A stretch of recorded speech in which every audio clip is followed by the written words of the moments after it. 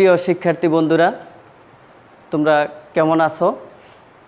আশা করি এই করোনা মহামারীতে তোমরা পরিবারের সবাইকে নিয়ে সামাজিক দূরত্ব বজায় রেখে ভালোই আছো।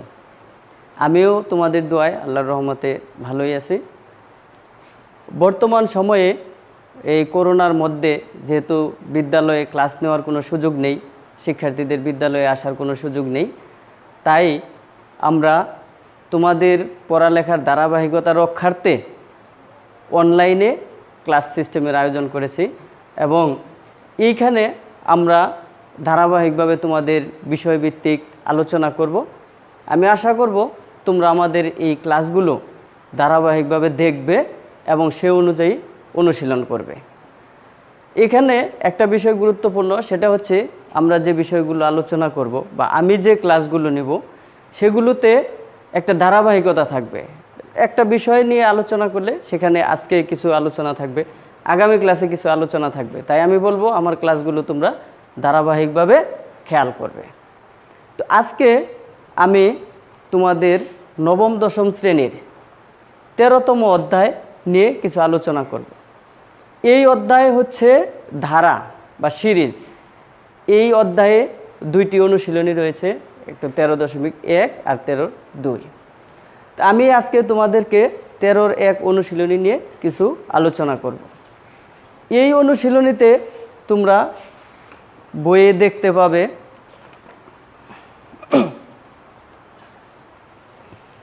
হলো সসীম ধারা বা ফাইনাইট সিরিজ। এখানে প্রথমেই আমরা যে বিষয়টি পাবো সেটা হচ্ছে অনুক্রম, যে কতগুলো রাশি এমনভাবে সম্পর্কিত হয়ে অবস্থান করে যে তাদের মাঝে কি সম্পর্ক বিদ্যমান। কোনো রাশি তার পূর্বের এবং পরের রাশির সাথে কি সম্পর্কে বিদ্যমান এটা বোঝা যায়, এরকম অবস্থানের সেটকে বলা হয় অনুক্রম। যেমন আমরা দেখতে পারি 1, 2, 3, 4 আপ টু ডট, এদের সেট মূলত হচ্ছে স্বাভাবিক সংখ্যার সেট। এখানে এটাকে আমরা বলবো অনুক্রম। আর এই অনুক্রমগুলো যদি এরকমভাবে অবস্থান করে 1 + 2 + 3 + 4 + ডট ডট ডট, তবে এটাকে বলা হবে ধারা। তার মানে হলো কি, অনুক্রমগুলোর মাঝে যদি যোগবোধক অথবা বিয়োগবোধক চিহ্ন দিয়ে সংযুক্ত থাকে তাহলে সেটাকে বলা হবে ধারা। তাহলে আমরা অনুক্রম চিনলাম, ধারা চিনলাম। এখন এই ধারা সম্পর্কে আলোচনার ক্ষেত্রে আমাদের এখানে অনুশীলনীতে যে অনুশীলনগুলো আছে তার মধ্যে আমরা দেখতে পাবো অনুশীলন করতে গিয়ে যে এখানে আমাদের লাগবে তমপদ এবং তমপদের সমষ্টি। তার মানে তমপদ বলতে আমরা এখানে সাধারণত n-তম পদ বুঝি, আর সমষ্টি বের করতে গেলে আমরা সাধারণত n পদের সমষ্টিকে বুঝি। তাহলে আমরা এখানে দেখব যে যে কোনো ধারার জন্য n-তম পদ, এটা নির্ণয়ের ক্ষেত্রে একটা সূত্র আছে। সূত্রটা হচ্ছে কি, a + n-1 * d। এই ক্ষেত্রে আমরা যেটা দেখব, a হচ্ছে যে কোনো ধারার প্রথম পদ, আর d হচ্ছে সাধারণ অন্তর, আর n হচ্ছে n-তম পদ। এখানে একটি কথা অবশ্যই মনে রাখতে হবে যে ধারার মধ্যে আমরা দুইটা প্রকার দেখব, একটা হচ্ছে সমান্তর ধারা আর একটা হচ্ছে গুণোত্তর ধারা। যেহেতু আমরা 13.1 অনুশীলনী নিয়ে আলোচনা করব, 13.1, এইখানে আমাদের রয়েছে সমান্তর ধারা। এখন সমান্তর ধারাটা আমরা কিভাবে বুঝবো এইভাবে যে প্রথমে যদি আমি এরকম একটা ধারা চিন্তা করি 5 + 10 + 15 + 20 + আপ টু ডট, এই ক্ষেত্রে আমি ধারাটা আমার সমান্তর না গুণোত্তর আমি কিভাবে বুঝবো? বোঝার জন্য প্রথমে আমাকে খেয়াল করতে হবে এই ধারার পরপর যে কোনো দুইটি পদের পার্থক্য চিন্তা করব বা অন্তরফল দেখব। যদি দুইটি রাশির পরপর দুইটি রাশির অন্তরফল বা বিয়োগফল বা পার্থক্য একই হয় তাহলে আমরা সেটাকে বলবো সমান্তর ধারা। যেমন এখানে আছে 10 - 5, পার্থক্য কত? 5। তার মানে যে কোনো পদ বিয়োগ তার পূর্বের পদ, পার্থক্য বের করে যা পেলাম, এরপরে আসি তৃতীয় পদ 15 - 5, পার্থক্য পেলাম 5। তারপরে যদি দেখি 20 - 15, এতে দেখা গেল তিনটা অংশেই পার্থক্য সমান, অর্থাৎ এটা হচ্ছে সমান্তর ধারা। এখন আমি চিনতে পারলাম এই ধারাটা হচ্ছে সমান্তর। যখনই আমি এটাকে সমান্তর ধারা বলতে পারবো তখন তার n-তম পদ কিভাবে বের করব? n-তম পদের জন্য আমরা এখানে খেয়াল করব যে প্রথমে লাগবে আমাদের প্রথম পদ, যেমন এখানে আছে প্রথম পদ। পার্থক্য, প্রতিবার আমরা পার্থক্য পেয়েছি। এখন আমার এই দুইটা পদ যদি এখানে বসাই তাহলে আমি n এর মান পেয়ে যাব। তার মানে এটাকে কততম পদ আমি বের করতে পারবো। তম পদ বের করতে গিয়ে আমরা বইয়ে থেকে একটা অনুশীলন দেখতে পারি। যেমন তোমাদের বইয়ে 6 নম্বরে একটা অঙ্ক আছে, ওটা হচ্ছে এরকম, বইয়ের নাম্বারটাই দিলাম আমি।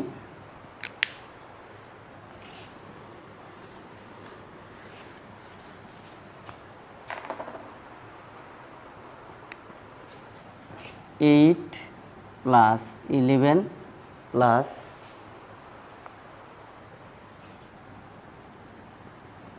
17 প্লাস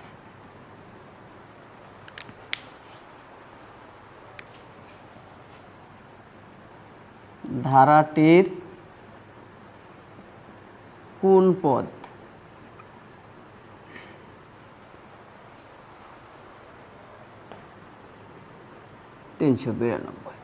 এই ক্ষেত্রে আমরা খেয়াল করব, প্রথমে চিহ্নিত করব ধারাটি কি ধারা, তারপর দেখব বলছে এখানে ধারাটির কোন পদ। এই কোন শব্দটা দিয়ে আমরা বুঝি তম পদ। কোন শব্দটা দিয়ে বুঝি আমরা তম পদ। তাহলে আমরা এখানে যে কাজ করব সেটা হচ্ছে, ধরি ধারাটির প্রথম পদ। প্রথম পদকে আমরা কি দ্বারা প্রকাশ করব? এ। কত আছে? 8। ধারাটির সাধারণ অন্তর কি দ্বারা প্রকাশ করি? ডি। তাহলে সাধারণ অন্তর বের করব কিভাবে? যে কোনো পদ বিয়োগ তার পূর্বের পদ, অথবা বলতে পারি দ্বিতীয় পদ বিয়োগ প্রথম পদ, মাইনাস হলো 8। বাদ দিলে কত থাকে? 3। তাহলে আমরা প্রথম পদ পেয়ে গেছি, সাধারণ অন্তর পেয়ে গেছি। তাহলে এখানে আমাদের বলছে কোন পদ এত, তাহলে আমরা এটাকে ধরে নেব ধারাটির n-তম পদ এত। ধারাটির n-তম পদ হচ্ছে 392। এটা হচ্ছে আমাদের n-তম পদ বলে নিলাম। এখন আমরা জানি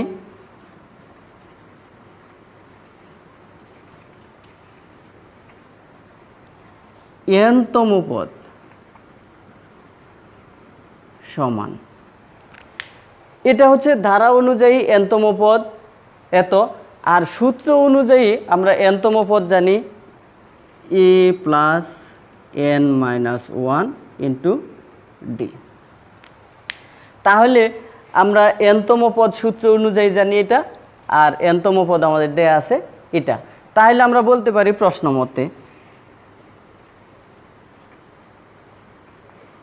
অথবা আমরা এখানে অতএব দিয়েও লিখতে পারি a plus n-1 into D সমান হচ্ছে 392।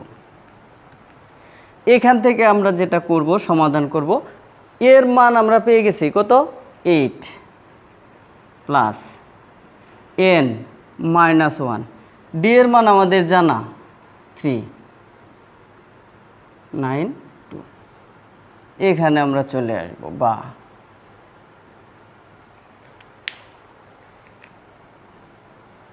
8 প্লাস 3 দ্বারা আমরা এটাকে গুণন করে দেব, 3n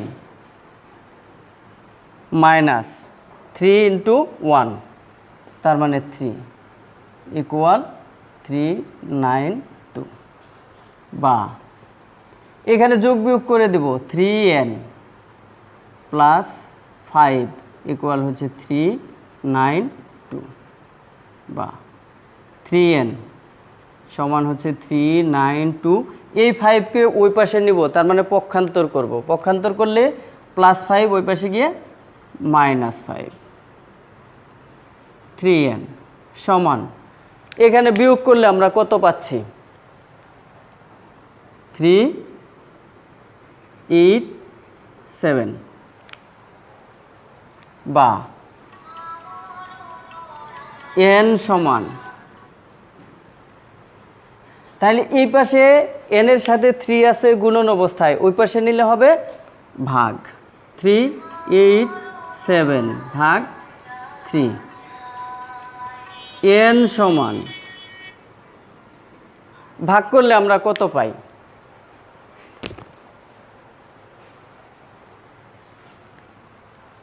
ভাগ করলে পাচ্ছি 3 দিয়ে ভাগ করলে 1 2 9, তার মানে n এর মান পেয়ে গেলাম আমরা হচ্ছে 129। তার মানে হচ্ছে এখানে বলা ছিল ধারাটির কোন পদ এত, এখান থেকে আমরা দেখতে পাচ্ছি n এর মান 129, তার মানে ধারাটির 129তম পদ হচ্ছে এত।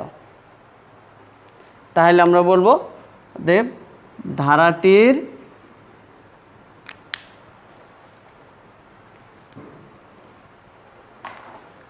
এইখানে আমরা বলে দেই, তো ধারাটির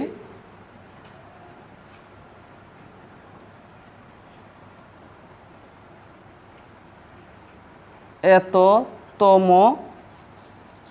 পদ এত। তাহলে শিক্ষার্থী বন্ধুরা, আমরা এখান থেকে একটা বিষয় স্পষ্টই বুঝতে পারলাম যে যে কোনো ধারার n-তম পদের জন্য আমরা কি করব, প্রথমে ধারাটি খেয়াল করব। ধারাটির ক্ষেত্রে আমরা চিন্তা করব যে এটা সমান্তর না গুণোত্তর।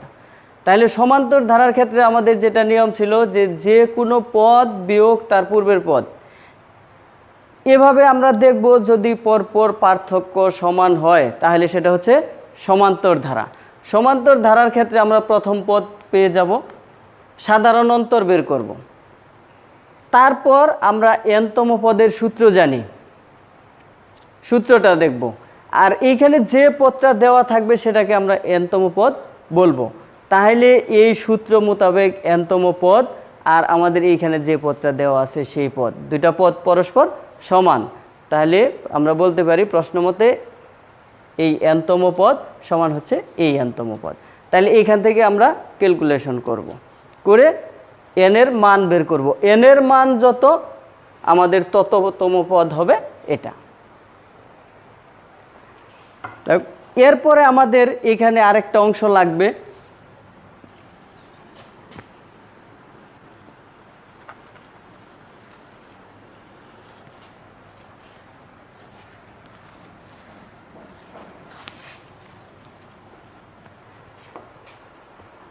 বন্ধুরা তোমরা আরেকটু ভালো করে খেয়াল করলে দেখবে তোমাদের অনুশীলনীর 10 নাম্বার যে অঙ্কটা আছে 10,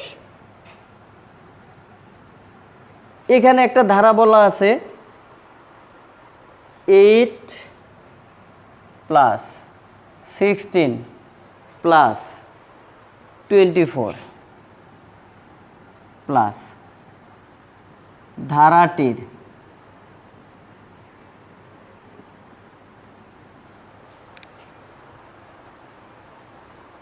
নয়টি পদের সমষ্টি কত?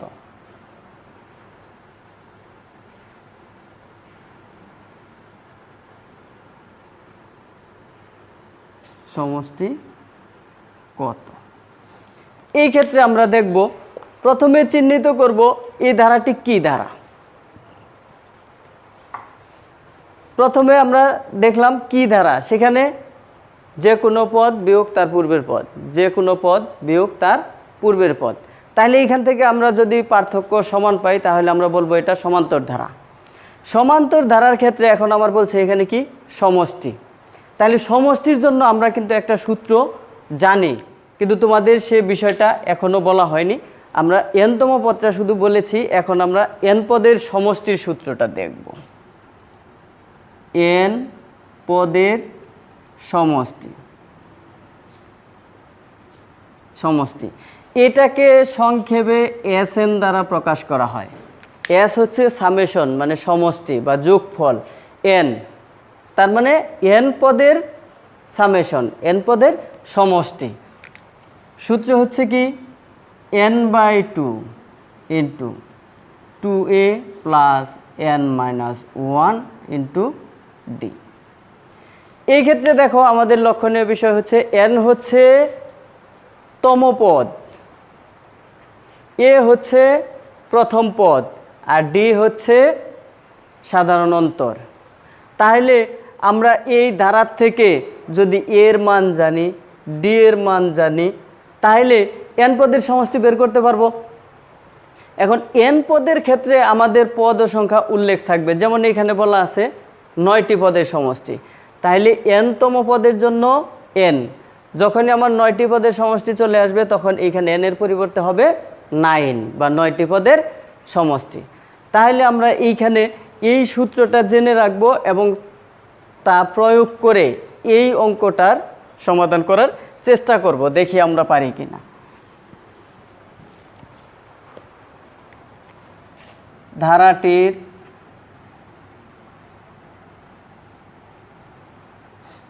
প্রথম পদ কি দ্বারা প্রকাশ করি? এ সমান কত? 8। ধারাটির সাধারণ অন্তর কি দ্বারা প্রকাশ করি? ডি সমান দ্বিতীয় পদ বিয়োগ প্রথম পদ, তার মানে 16 বিয়োগ 8 পাচ্ছি 8। এইভাবে যদি আমরা তৃতীয় পদ থেকে দ্বিতীয় পদ বাদ দেই, তাহলে তৃতীয় পদ থেকে দ্বিতীয় পদ বাদ দিলেও আমরা 8 পাবো। তার মানে এটা সমান্তর ধারা। সেক্ষেত্রে এন পদের সমষ্টি আমরা জানি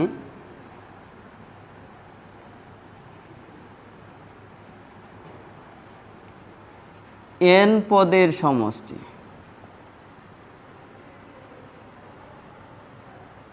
সূত্রটা আমরা একটু আগেই দেখেছি, কত? n/2 into 2a plus n-1 into D. এখন আমার এখানে ধারাতে বলা আছে ধারাটির 9টি পদের সমষ্টি কত। তাহলে আমি কি করব? এখানে n এর পরিবর্তে 9 পদের সমষ্টি,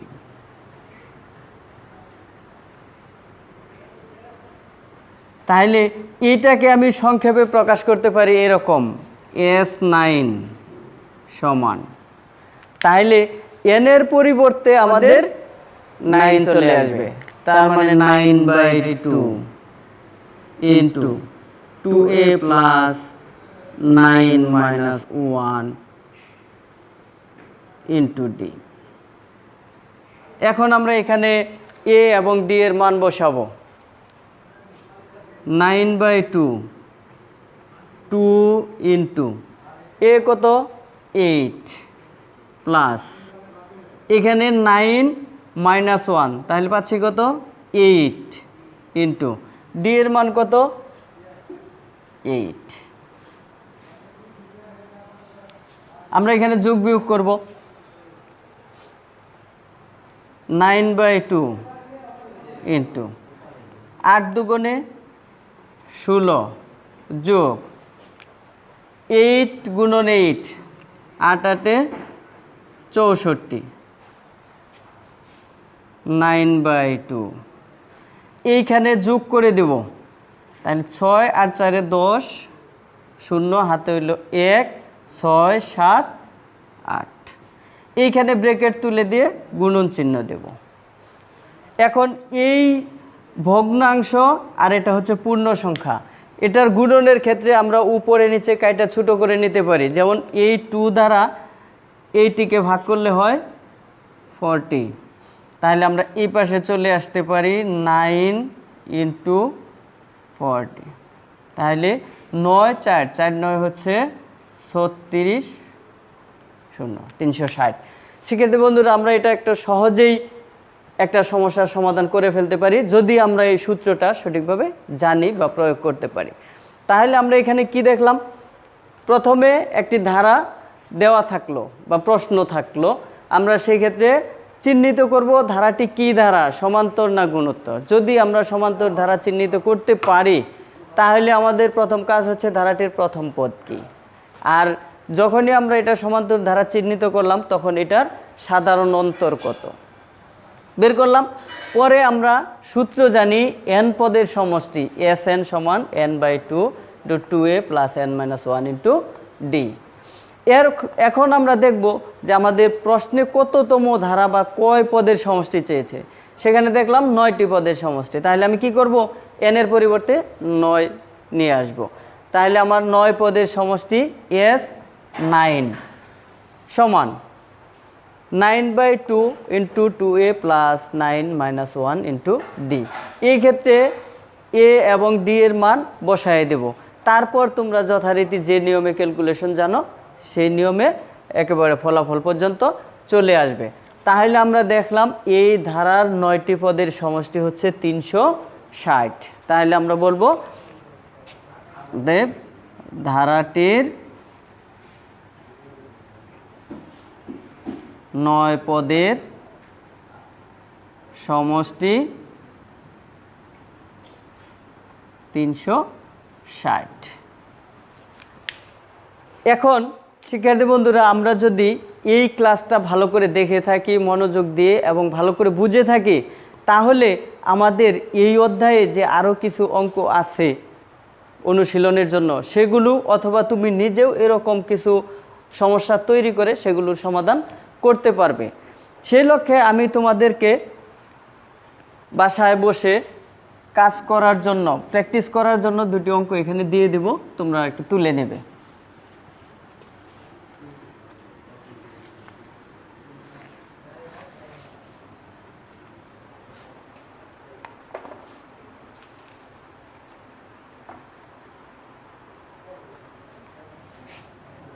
এক নাম্বার হচ্ছে 4 + 7 + 10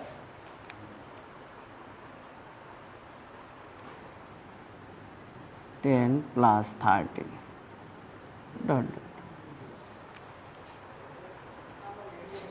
ধারাটির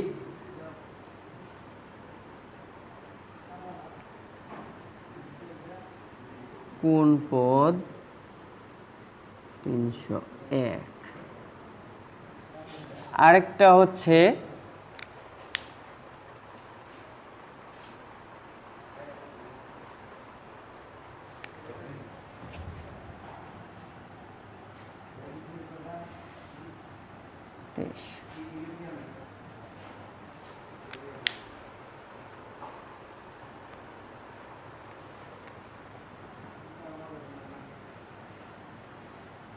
কত।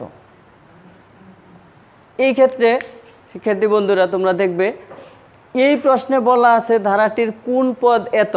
আমরা প্রথমে কিন্তু nতম পদ বা তম পদ বের করা শিখছি, সেই নিয়ম প্রয়োগ করে এখানে তম পদ বের করবে, আর এখানে এই ধারাটা দেওয়া আছে তার সমষ্টি নির্ণয় করবে। এটা তোমাদের বাসায় কাজ থাকবে, তোমরা এটা করবে। আর আশা করি তোমরা সবাই বাড়িতে নিরাপদ দূরত্ব বজায় রেখে ভালো থাকবে। তোমাদের জন্য দোয়া, আমার জন্য দোয়া করবে। আসসালামু আলাইকুম। কয় মিনিট হয়ে গেল?